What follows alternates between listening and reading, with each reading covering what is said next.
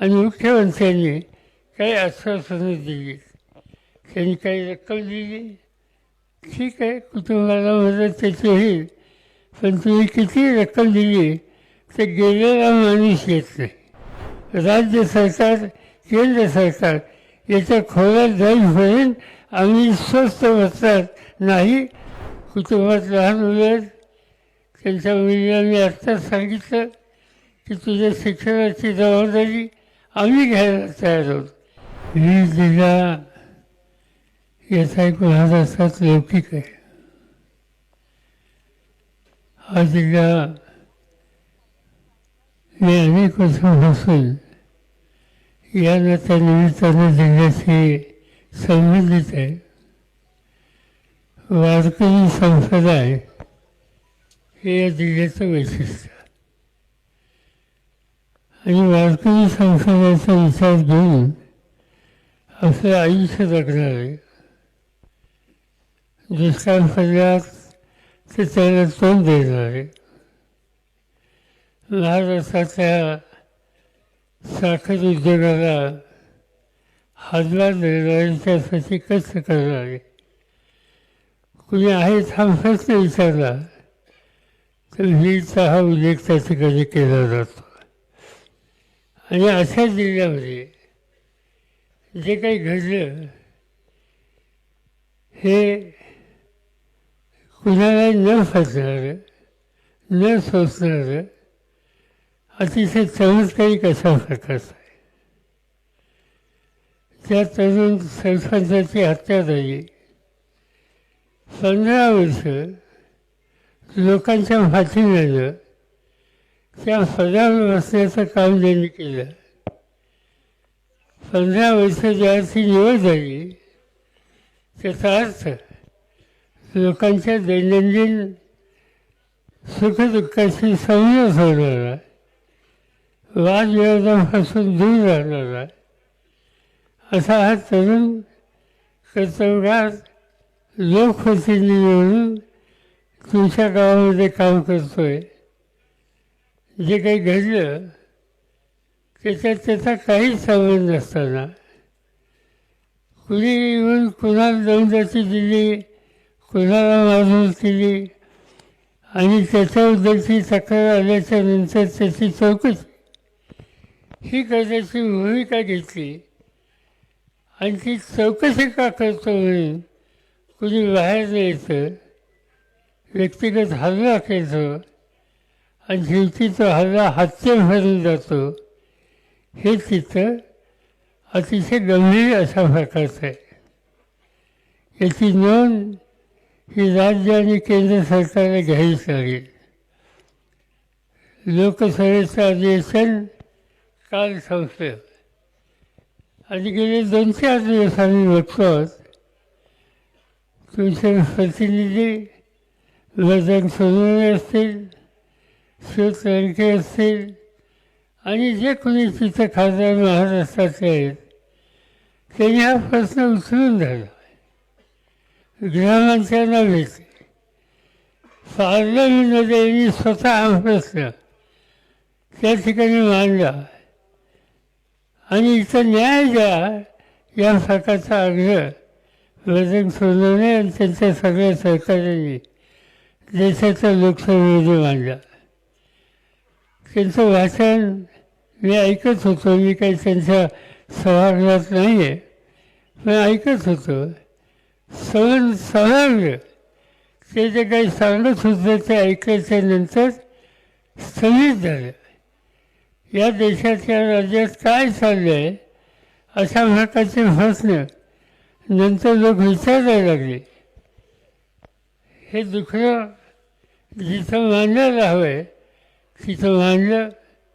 त्यांनी एकच गोष्ट सांगितली की सुस्थिरात याच्या खोलात गेलं पाहिजे आणि यांचे सगळे सुसंवाद कोणाकोणाशी झाले, तो टेलिफोनवर असेल आणखीन कशा असेल, ते सगळे त्याची जी काही माहिती आहे ती काढली पाहिजे, त्याच्या खोलात गेलं पाहिजे आणि त्यामधून वस्तुस्थिती ही सगळ्यांच्या समोर ही येईल हा आग्रह वर्धन सोनवणे लडके बाकीच्या सगळ्या सहकार्यांनी देशाच्या फायद्यामध्ये केला आणि हेच काम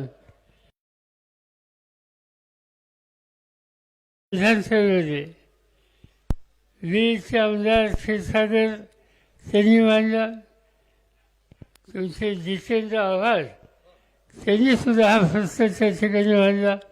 त्यांनी हा कधी विचार केला नाही, ते कोणत्या समाजाचे हा विचार केला नाही. अन्याय होतो, अन्याय झाला आहे आणि त्या अन्याय झालेल्यावर जे कोणी जबाबदार असतील त्याचं दुखणं त्यांनी त्या ठिकाणी मांडण्याचा प्रयत्न केला. मी स्वतः तुझीवर माहिती घेतली व त्याच्यामध्ये सोलंके काही बोलले, आणखीही काही लोक बोलले. एक या जिल्ह्याचा लोकप्रतिनिधी, शेजारच्या जिल्ह्याचा लोकप्रतिनिधी हा प्रश्न महाराष्ट्राच्या विधानसभेमध्ये सुद्धा मांडला आणि मुख्यमंत्र्यांनी काही आश्वासनं दिली, त्यांनी काही रक्कम दिली. ठीक आहे, कुटुंबाला मदत त्याची होईल, पण तुम्ही किती रक्कम दिली तर गेलेला माणूस येत नाही. त्या कुटुंबाचं हे दुःख आहे ते काही जाऊ शकत नाही. पण ठीक आहे, आम्ही काही त्याच्या खोलात जाऊ इच्छित नाही, त्याचं टिफणी करू इच्छित नाही. पण एक गोष्ट करावीच लागेल की जोपर्यंत याच्या खोलात जाऊन जे कुणी जबाबदार आहेत आणि जे कुणी सूत्रधार याच्या मागे आहेत त्यांना योग्य प्रकारचा धडा शिकवायचा आहे आणि तेही तातडीने.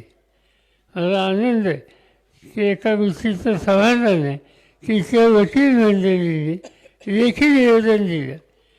वकील वगैरे जे काही करायचं असेल तर ती जबाबदारी ते स्वतःही घ्यायला तयार आहेत.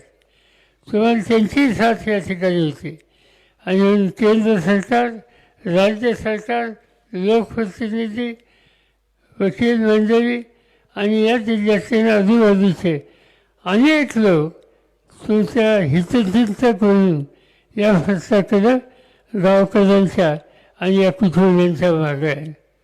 मी एवढंच तुम्हाला सांगेन की एक प्रकारचं दहशतीचं वातावरण आहे, कृपा करा आणि त्या दहशतीच्यातून बाहेर पडा. याला आपण सगळे मिळून तोंड देऊ. एकदा आपण सगळ्यांनी सामुदायिक प्रयत्नाची भूमिका घेतल्याच्या नंतर कुणी आपल्याला अडू शकत नाही. आणि मी तुम्हाला खात्री देऊ इच्छितो की आज म्हणजे कालच आम्ही पार्लमेंट संपवून पोहोचलो आणि आज इथं आलो. त्याचं कारण हे आहे की महाराष्ट्रामध्ये, मराठवाड्यामध्ये आणि 20 जिल्ह्यामध्ये असं घडतं आहे. ही गोष्ट आम्हा कोणाला न शोभणारी आहे. याच्यातून न्याय हा दिलाच पाहिजे. जे दुःखी आहेत त्यांच्या दुःखाशी ते एकटे नाहीत, आपण सगळे आहोत हे वातावरण केलंच पाहिजे. आणि इथली स्थिती ही दुरुस्त कशी होईल याची काळजी आपण सगळ्यांनी घेतलीच पाहिजे. कुटुंबात लहान मुलं आहेत, त्यांच्या मुलीला मी आत्ताच सांगितलं की तुझ्या शिक्षणाची जबाबदारी आम्ही घ्यायला तयार आहोत. माझ्याकडे बारामतीला फार मोठी मुलींच्यासाठी शैक्षणिक सुविधा आहे. जवळपास 9 ते 10,000 मुली शिकतात. त्याच्यामध्ये आणखी एक मुलगी असेल, उद्या मुलगा येत असेल, त्यांचं पूर्ण शिक्षण आपण करू, त्यांना धीर देऊ, कुटुंबाला धीर देऊ. त्यांच्या मातोश्री आणि कुटुंबातले इतर घटक आहेत त्यांना आपण सगळे मिळून एक प्रकारचा आधार देऊ आणि हे सांगू की तुम्ही एकटे नाहीत, तुमच्या मागं हा सगळा आम्हा लोकांचा एक प्रचंड संख्येनं वर्ग आहे. आणि त्यामुळे न भिता या सगळ्या जे गेलं जे झालं ते तर आपण परत आणू शकत नाही, पण निदान धीर देऊ शकतो, आत्मविश्वास वाढवू शकतो. ते एकटे नाहीत ही भावना निर्माण करू शकतो आणि ते काम आपण सगळे मिळून करू एवढंच या ठिकाणी सांगतो. राज्य सरकार, केंद्र सरकार याच्या खोलात जाईपर्यंत आम्ही स्वस्त वस्त्रात नाही हा विश्वास देतो आणि 2 शब्द संपवतो.